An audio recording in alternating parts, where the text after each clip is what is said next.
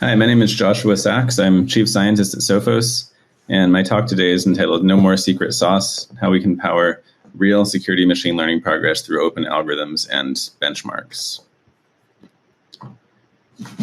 So this talk is all about how we do sound science, or how we can get to a place in which we're doing sound science in cybersecurity AI. So I just wanted to talk a little bit about what some of the contours of sound science look like as a way of framing this talk.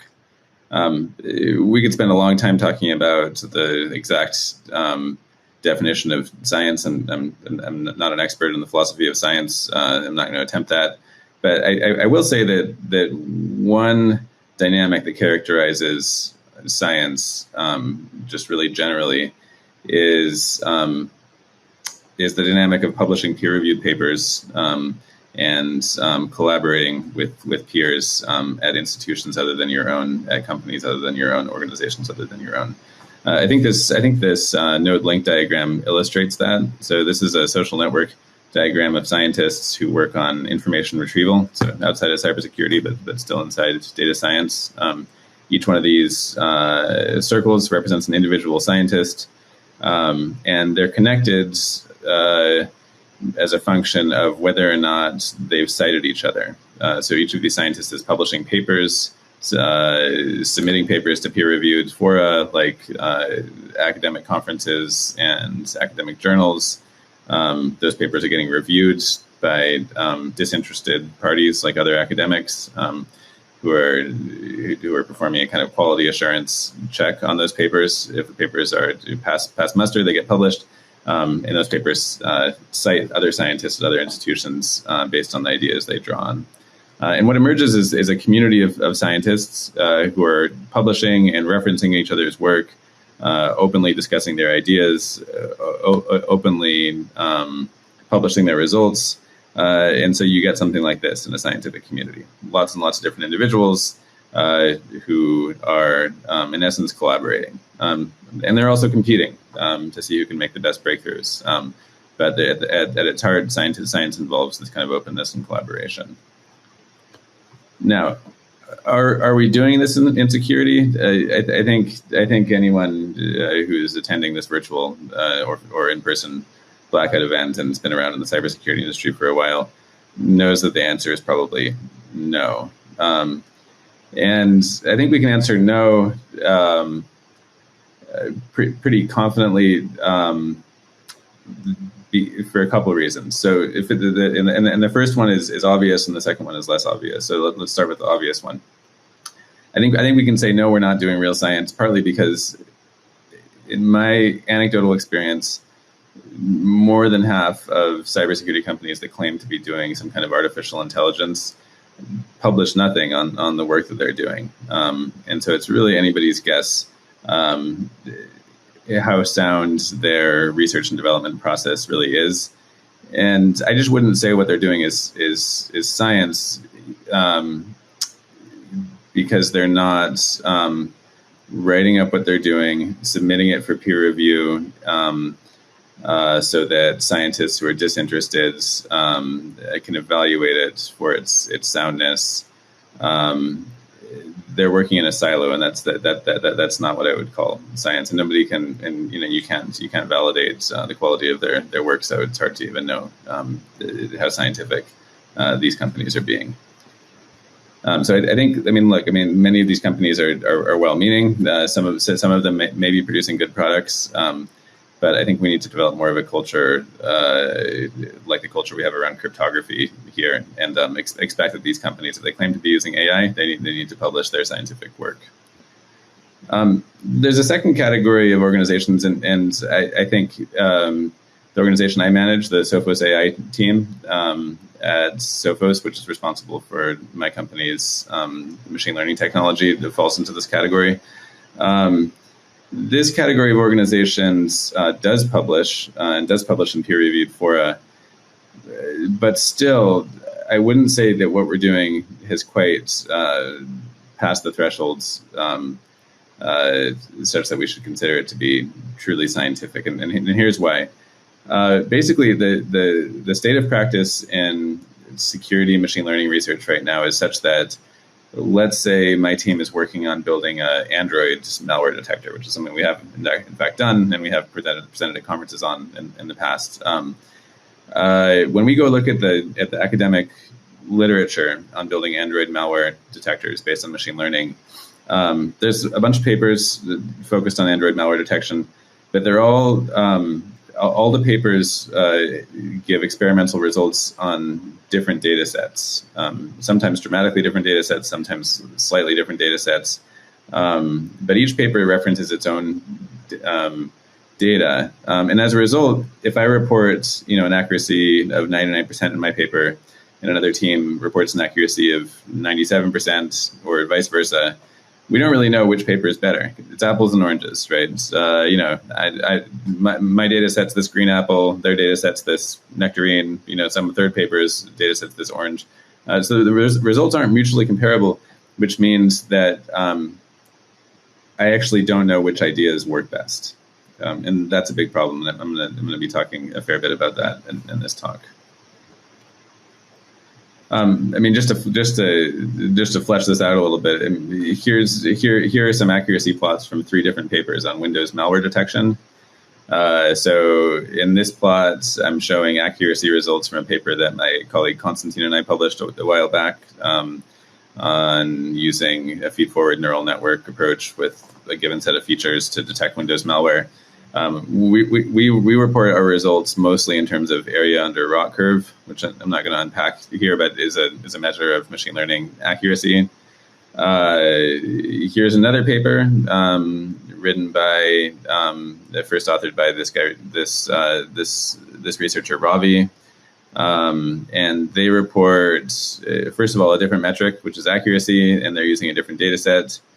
And then here's a third paper, and they're publishing the results on their own data sets, and they're using different accuracy metrics.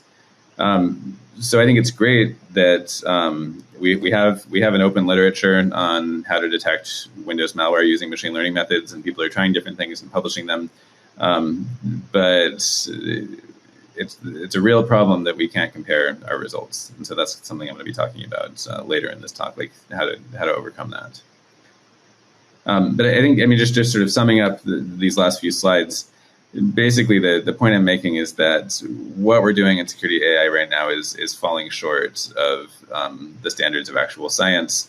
One, because there's a culture of sort of claims to secret sauce in the security industry, unfortunately, in which people just aren't open about what they're doing. That's a problem that we need to solve. But then even for the folks who are open about the kinds of machine learning algorithms they're developing to stop cyber attacks, we have this problem of incommensurate data sets where different papers are referencing different private data sets, and we actually don't know which papers are proposing the best techniques for detecting and stopping cyber attacks. And just to be totally clear, my position here is that right now companies rarely publish their machine learning methods. Even when they do, we don't have public benchmarks, so we can't compare their results.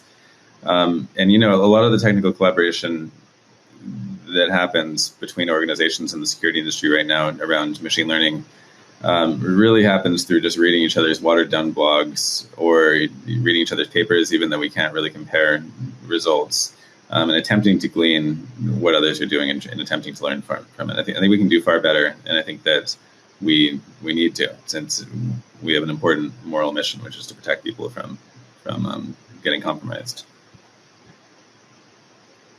And then I also want to set up a contrast between the way we're doing science in security machine learning and or lack thereof, and the way that tech industry and tech academics are doing science outside of security. So that there are some fields, and I'm going to be talking about them downstream in this presentation, in which there really is a culture of openness and open science, in which both academics and researchers inside of companies are publishing, and they're comparing their results based on common benchmarks. And those fields have been much more successful, I would say, in applying machine learning than cybersecurity has. And I'm going to talk about those in a couple slides. I really think I think if there's one takeaway from this talk, we need to change in the security ML space. We need to start expecting that people publish their machine learning algorithms, just like we expect that companies are open about what cryptographic algorithms are using. For example, we don't accept security through obscurity in that domain, and we shouldn't accept that in machine learning. We need to start expecting companies to report their machine learning performance against these public benchmarks.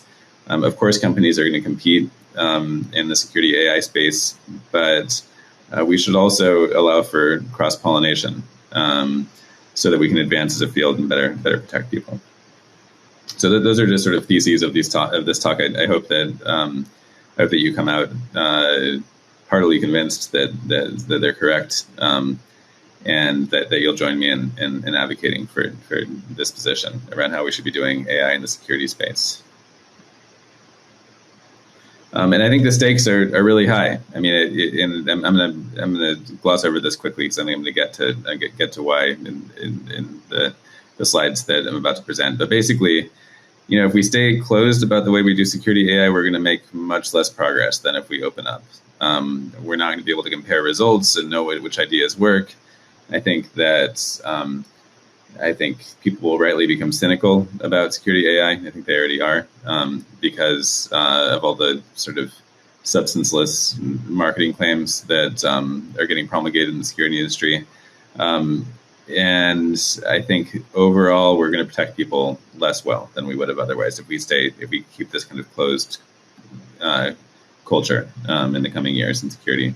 I think if we open up, I think there's a chance for a lot of progress in security AI. We'll be able to track which machine learning methods work best against a variety of detection problems. I think users will become less cynical. Users of security products will become less cynical about ML claims. I think the stakes are high because a big part of security is about looking through data to detect signs of cyber attacks, and AI clearly has a big role to play there. So we need to get our act together as a community around this question of openness. Okay, so in order to make this argument, I'm going to back up and talk about the role that openness and open benchmarks have played as a catalyst for progress in non-security machine learning fields. So I just want to start this part of the talk by really dramatizing how helpful it can be to have open benchmarks in a field. So what I'm showing here is a plot from the site paperswithcode.com. This is a very helpful site for folks who are actively involved in building machine learning systems. Basically, this site collects data on published machine learning papers and how well the experiments reported in those papers stack up against I guess what you could call competing papers or papers that propose to solve the same problem. So here, for example, is a plot of what looks like a few hundred papers. Each one of these dots is a machine learning paper that contains experiments.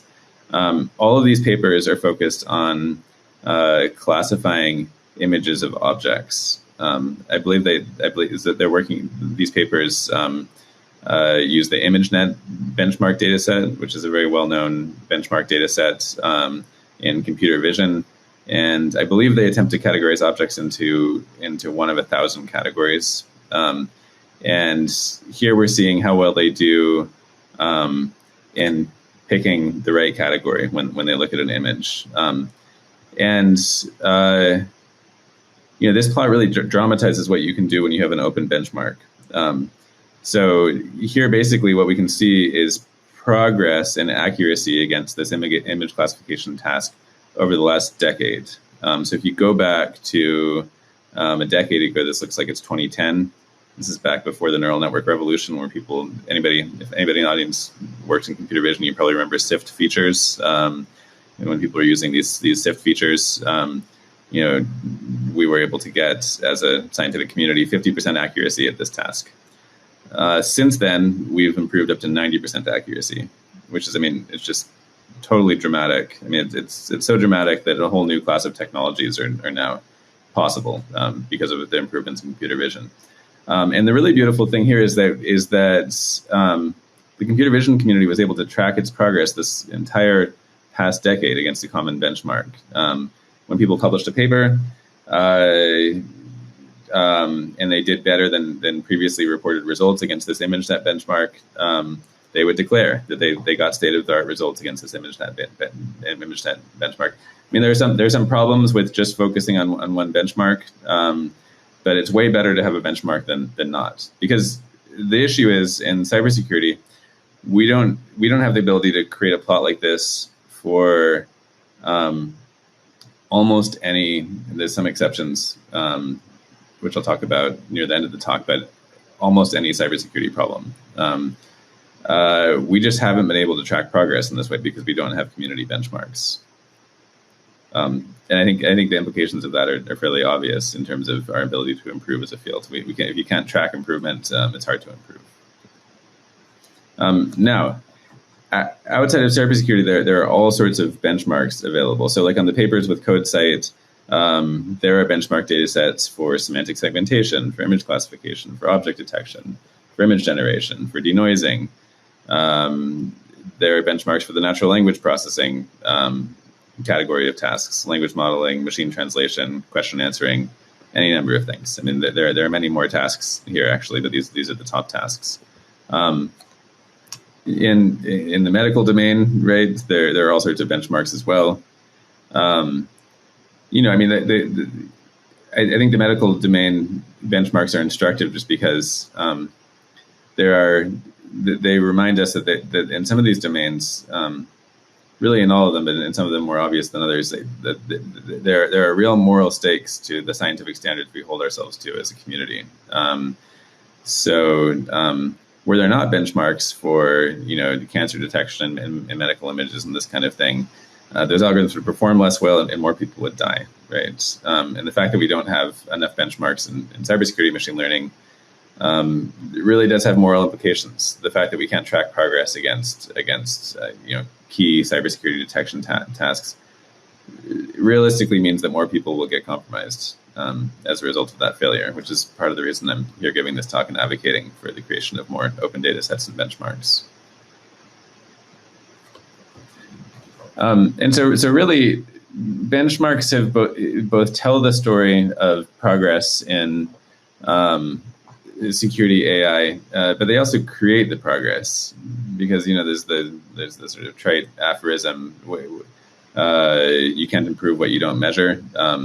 And I think to a large extent that's true. Because many fields outside of cybersecurity ML have set up a community infrastructure for measuring progress, they've improved, and because we haven't improved as much as we should have.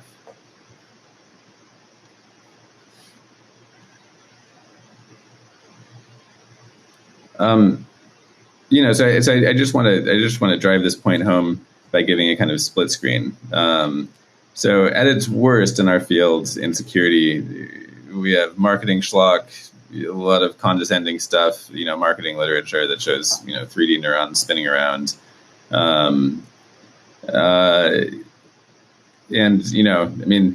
that is unfortunately sort of average over the way we're doing security AI right now. That's probably about average.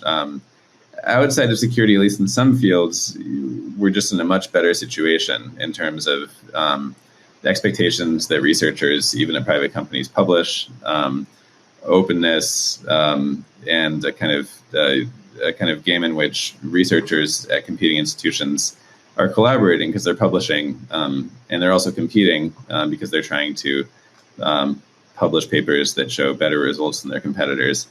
But ideas are getting cross-pollinated, and there's an overall technological improvement. And what we need to get to is something more like this and less like this on the left. Okay, so there are obviously some challenges to achieving the vision that I'm describing here. And I think they're surmountable, but I think they're real. So some obvious ones are privacy, openness, and perceived risks to companies' competitive advantages who are making big investments in security AI. So let me walk through why these issues matter, and then I'll talk about how I think we can address them. So first, you could in the case where we may want to release malware as part of benchmark data sets, one could argue that malware could be weaponized by adversaries, and one doesn't want to make these data sets open. In cases where we want to make public benchmarks around detecting phishing emails, I think one could quite credibly argue that there are big privacy risks there. We could potentially be, if we were releasing a benchmark that included both benign emails and phishing emails, obviously those benign emails would contain private information. We need to figure out how to release benign data in a way that doesn't compromise people's privacy. And even phishing emails can sometimes, if they're based on background research and such, can sometimes contain private information. And that's a real problem. One could argue that if everybody's publishing their security machine learning approaches, that adversaries could use that open knowledge in order to figure out how to subvert those technologies. That's true too, and I mean, we need to take that critique serious, or that objection seriously as well. And then finally, we have to respect the business mission of companies who may not want to share their, give up their competitive advantage if they've spent a lot of money to develop, high-performing machine learning algorithms. So I want to walk through and address these issues. Okay, so this idea that benchmark malware could be weaponized by adversaries. So I would say to that, I mean, I respect that objection to releasing, say, a benchmark data set of malware. And spoiler alert, like the organization I manage at my company, Sophos, has released a big data set that includes 10 million malware binaries. So you know where my position is here. But I think it makes sense to object that adversaries could use this. My counter to that would be, it's not hard to get malware. If you have a subscription to VirusTotal, you can just go download millions of malware binaries all by yourself. There are big malware repositories where, for free on the internet, you can just go download lots of malware binaries.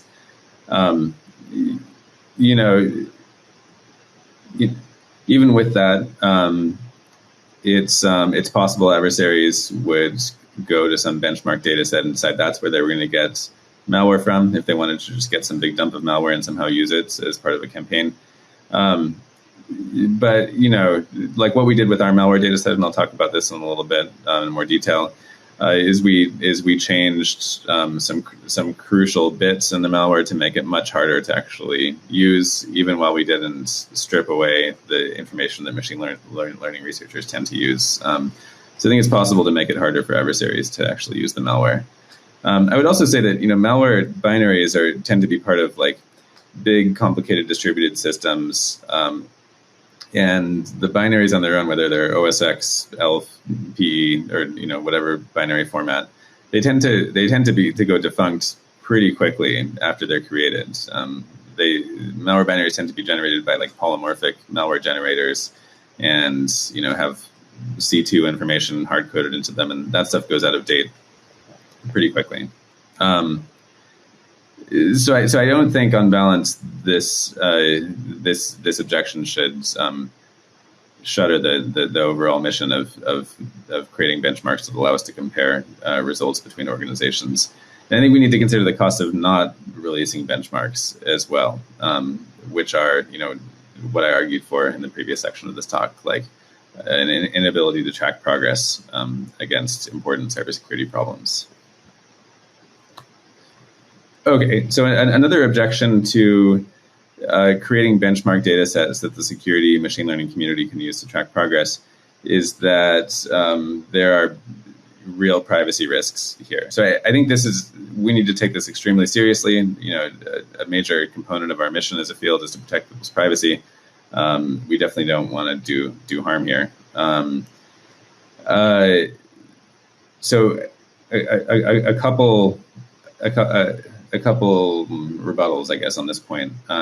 One is we have so few benchmarks in cybersecurity AI that I think we can start with the low-hanging fruit that doesn't involve a lot of privacy risk. So I'll talk later about this, but like Sophos and my team within Sophos AI, released this data set of Windows malware and Windows benign-ware for machine learning researchers. And I think there's not much privacy risk to releasing. There's minimal privacy risk to releasing portable executable binaries. It's not like releasing email or documents.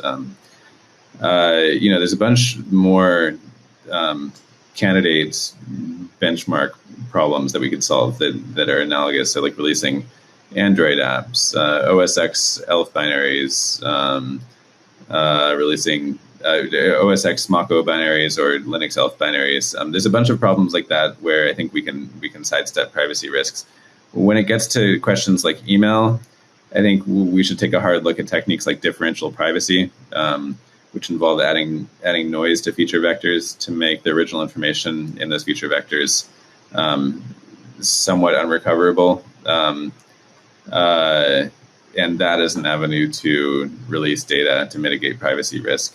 I think we want to, just to be clear, I think we need to be absolutely sure that we're not going to leak PII when we do these benchmark data sets. But there are also ways of doing that that I think there are at least promising tools in the research literature that may allow us to do that even for highly private data like email. If you sort of add enough noise to the email, you can prove that it's impossible to recover the information that we want to protect.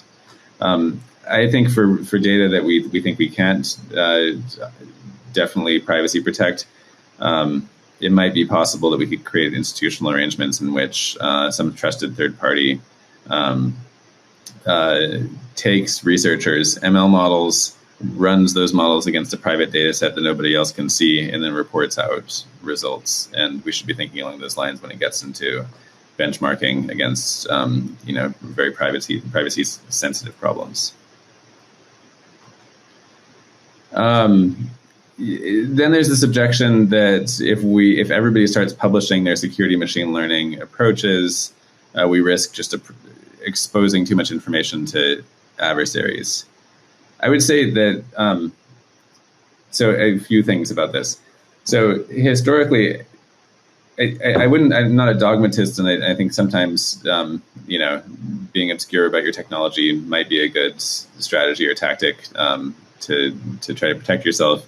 But I think for the most part, when it comes to sort of broad scientific innovation, security through obscurity it hasn't borne out to have been a good idea.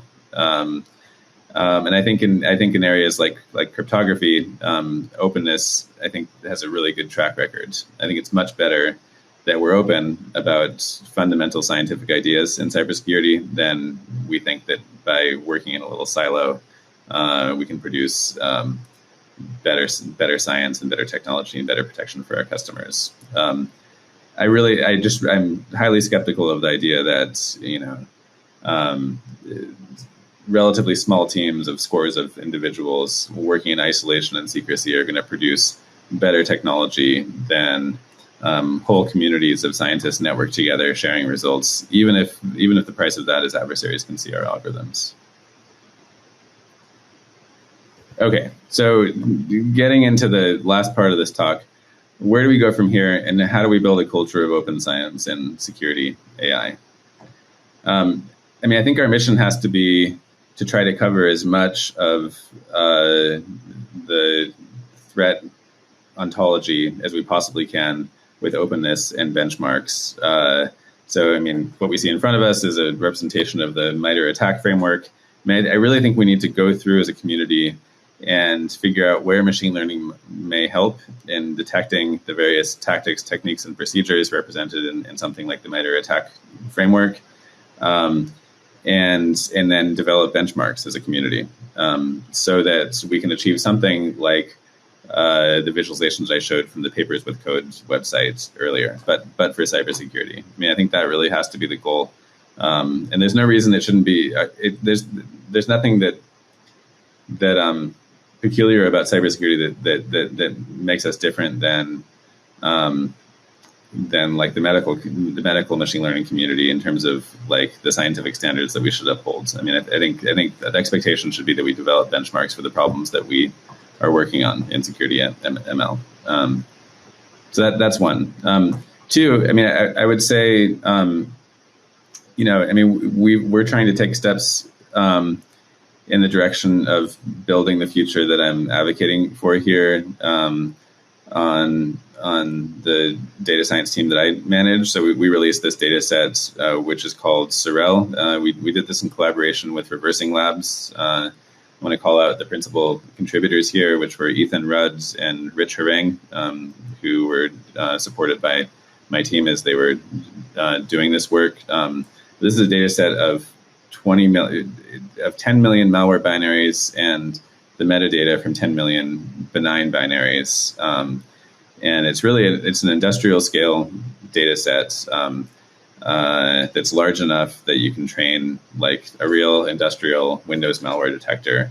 And we hope this becomes like ImageNet and some of the other benchmarks that I showed earlier in terms of its prestige as a measuring stick for Windows malware detection. And we hope this allows people to better track progress against like a core problem in the security industry, which is detecting Windows malware. Like, that's been a problem for a very long time, and it's still a very big problem. And this is our sort of brick in the metaphorical wall that we think we need to build around scientific institutions and openness and security. I also want to call out the Elastic team, which built the Ember data set. This is a different take on building a Windows malware benchmark. We think having more than one benchmark data set is important and good. And we think that the experience of other fields in machine learning, like in computer vision and medicine and some of the other areas that I talked about, bear that out. So Ember is another project to look at if you're looking for a Windows malware, machine learning malware detection data set. They made some different choices around openness, like they didn't release the actual malware binaries like we did, but their data set has some really good features too. We definitely try to publish. So on my team, we have a commitment to publish to publishing in some form or another everything that we ship. We don't always publish right away after we ship. That's not because we're scared to publish. It's sometimes just because of our roadmap and deadlines and typical organizational resource constraint type problems. But we have a lot of publications. If you look at my Google Scholar profile, you'll see papers coming out of a whole legacy of work over the last 4 or 5 years on my team. These are a bunch of publications from Elastic, which I would say is probably is another very good team in terms of their standards of openness. We really want other companies to start doing this as well and start holding themselves to a standard in which any AI technology they're going to claim in their marketing literature and release into the field, they publish a paper on and get it peer reviewed and validated by other colleagues in the field. So in conclusion, I think the stakes are really high here. I think we need to build a scientific culture in security data science. I think if we do that,